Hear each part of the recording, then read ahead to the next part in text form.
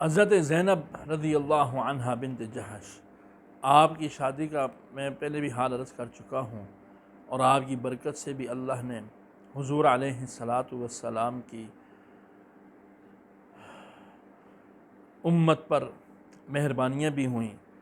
حضور سے آپ کو ایک خاص تعلق بھی تھا، ہر ایک سے تھا، ہر زوجہ مطہرہ سے جداگانہ تعلق تھا، آپ کے ساتھ بھی بڑا پیار اور محبت والا تھا، اور آپ سب سے پہلے تشریف بھی لے گئے۔ اگلا عنوان ہے ہمارا خاندان نبوت، اس پر مختصراً روشنی ڈالتا ہوں۔ حضور کو رب العالمین نے 3 صاحبزادے عطا فرمائے اور 4 صاحبزادیاں۔ حضرت ابراہیم کے علاوہ تمام اولاد حضرت خدیجہ سے ہوئیں۔ آپ کی اولاد طیبات میں سب سے بڑے صاحبزادے حضرت قاسم تھے رضی اللہ تعالی عنہ۔ حضرت قاسم سے چھوٹی صاحبزادی تھی حضرت زینب رضی اللہ عنہا، ان سے چھوٹی تھی حضرت رقیہ رضی اللہ عنہا، ان سے چھوٹی تھی سیدہ فاطمہ رضی اللہ عنہا، ان سے چھوٹی تھی ام کلثوم رضی اللہ عنہا۔ یہ تمام اولاد نبوت سے قبل پیدا ہوئی، یہ یاد رہے اصول، اس پر دلائل موجود ہیں کہ ساری اولاد یہاں تک یہ اعلان نبوت سے مراد اعلان نبوت سے پہلے ہوئی تھی، اور اعلان نبوت کے بعد مکہ معظمہ میں حضرت عبداللہ، آپ کے لقب 2 تھے، طیب اور طاہر، اور سب سے چھوٹے ابراہیم تھے، جو ہجرت مدینہ کے بعد حضرت ماریہ قبطیہ رضی اللہ عنہا کے بطن سے پیدا ہوئیں۔ حضرت قاسم اور حضرت عبداللہ کا بالکل بچپن میں انتقال ہو گیا۔ حضرت قاسم نے 2 سال عمر پائی اور حضرت عبداللہ نے اس سے بھی کم۔ جب ان دونوں صاحبزادوں شہزادوں کا انتقال ہوا تو کفار نے، جن میں ایک بدبخت عاص بن وائل نے آپ کو طعنہ دیا کہ آپ تو ابتر ہیں۔ عرب ابتر اس شخص کو کہتے ہیں جس کی نرینہ اولاد باقی نہ رہے اور جس کا سلسلہ نسب نہ چل سکے۔ اصل میں سلسلہ نسب چلانے کا مقصد یہ ہوتا ہے کہ اس کا نام باقی رہے، لیکن یہ نام سلسلہ نسب کا تو محتاج ہی نہیں تھا، اس کو تو اللہ تعالیٰ نے اپنے نام کے ساتھ لگایا ہے۔ اس طعنہ سے مقصد آپ کو پریشان کرنا اور آپ کو دکھ دینا تھا۔ خداوند عالم نے اس بدگو کے لیے سورہ کوثر نازل فرماتے ہوئے فرمایا، ان شانئک ھو الابتر، یعنی آپ کا عیب لگانے والا ہی منقطع النسل ہے۔ انجام کار یہی ہوا۔ حضور کی روحانی اولاد آج ذرات زمین کی طرح بے شمار ہے اور قیامت تک رہے گی، اور حسنات حضرات حسنین کریمین کے صلب سے جسمانی اولاد کا سلسلہ بھی تا قیامت جاری رہے گا۔ لیکن عاص بن وائل دنیا میں ہی ابتر ہو گیا، جس بدبخت پر آنسو بہانے والا بھی کوئی بھی نہیں رہا۔ حضرت زینب کی شادی ابو العاص بن ربیع سے ہوئی تھی، اور حضرت رقیہ اور ام کلثوم یکے بعد دیگرے حضرت عثمان کے نکاح میں آئیں۔ حضرت فاطمہ کا نکاح حضرت علی سے ہوا۔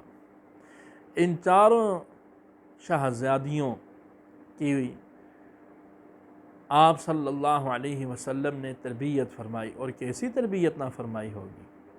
تاہم ان میں سے 3 حضور کے سامنے دنیا سے رخصت ہو گئیں، بوقت وفات صرف سیدہ فاطمہ تھیں۔ حضرت ام کلثوم کا پہلا عقد ابو لہب کے بیٹے عتیبہ سے ہوا تھا، اور حضرت رقیہ کا عتبہ سے۔ یہ یاد رہے کہ یہاں رخصتی نہیں ہوئی تھی، اور بعض علماء نے لکھا ہے کہ نکاح سے مراد یہاں پر صرف اور صرف وہ عربی دستور کے مطابق صرف گفتگو تھی کہ بات چیت ہوتی تھی بس۔ بعد میں ابو لہب نے حسد کی وجہ سے ان کو مجبور کیا کہ وہ حضور کی بیٹیوں کو چھوڑ دیں۔ آپ کے چچا، چونکہ عم الرجل سن و ابی، چچا باپ کے برابر ہوتا ہے مرتبے میں، امام نووی نے لکھا ہے حارث، قسم، زبیر، حمزہ، عباس، ابو طالب، ابو لہب، عبد الکعبہ، زرار، عبزاق، ان میں سے صرف حضرت حمزہ اور حضرت عباس رضی اللہ عنہما اسلام لائے۔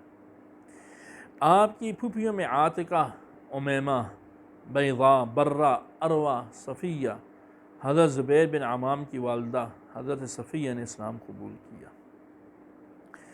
آپ کو حلیمہ سعدیہ، ثویبہ اور ام ایمن حبشیہ جو حضرت زبیر کی بیوی تھیں، یہ سب آپ کی دائیاں تھیں۔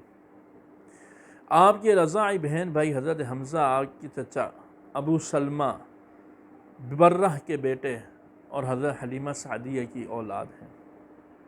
آپ کے موالی جن کو آقا آز غلام بنا کر خرید کر آزاد کر دے، حضرت زید بن حارثہ، یہ حضرت خدیجہ کے غلام تھے۔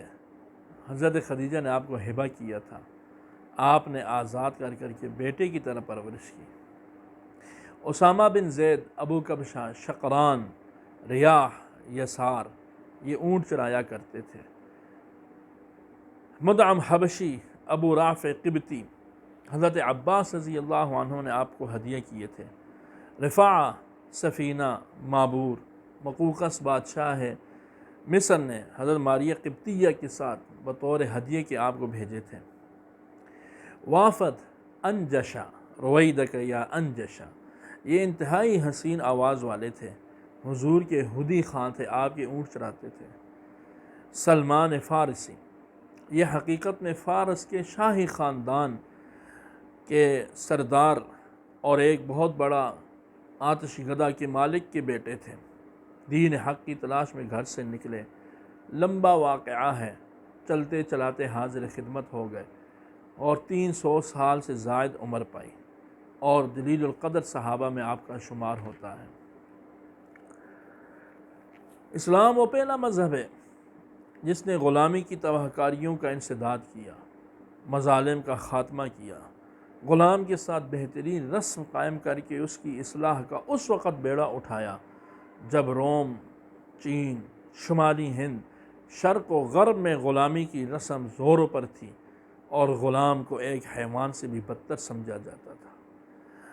آپ صلی اللہ علیہ وسلم کی تعلیم سے معلوم ہوا کہ معمولی سی معمولی خطا پر بھی مسلمان کو ترغیب دی جاتی ہے کہ غلام آزاد کر دے، باندی آزاد کر تاکہ تیرا وہ کفارہ بن جائے۔